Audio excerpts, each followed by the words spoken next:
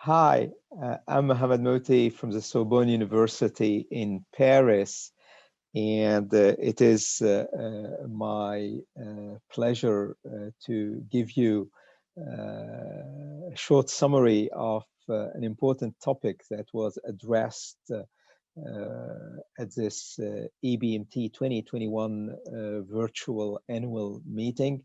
And this is about these lovely new results of the IKEMA trial testing the combination of isatuximab, carfilzomib, dexamethasone versus carfilzomib, dexamethasone. And obviously, the focus during EBMT was about the relevance of this after auto transplant.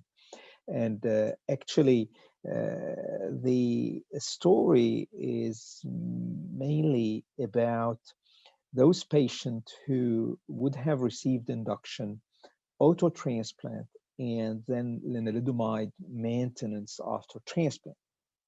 Unfortunately, many of these patients are going to relapse. So at time of disease progression, they would be considered as lenalidomide refractory. And in this situation, we need to have options to salvage these patients. And this is where the anti-CD38 antibodies, whether isatuximab or daratumumab, are going to play a role. But also using a second generation proteasome inhibitor can be of great value. And that is exactly the spirit of two major randomized trials. The CANDOR trial testing daratumumab, carfilzomib, dexamethasone compared to carfilzomib, dexamethasone, and the IKEMA trial testing isatuximab, carfilzomib, dexamethasone versus carfilzomib, dexamethasone.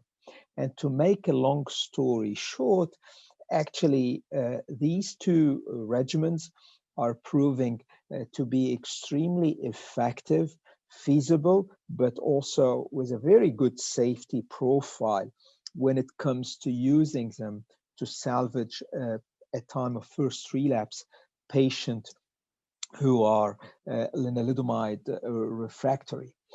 Obviously, to be fair, these are not the only options, because one other way of looking into the problem would be to switch to a sort of a different IMiD, namely pomalidomide.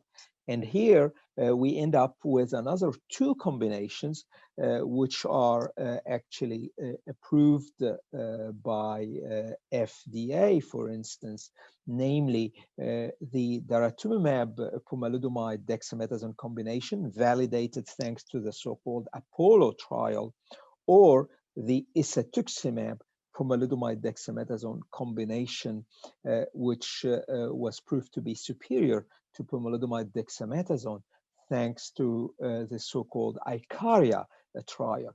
So I think while the lenalidomide refractory population is going to continuously increase, because we are using lenalidomide as a backbone for first-line therapy, whether in the transplant-eligible patient or the non-transplant-eligible patient.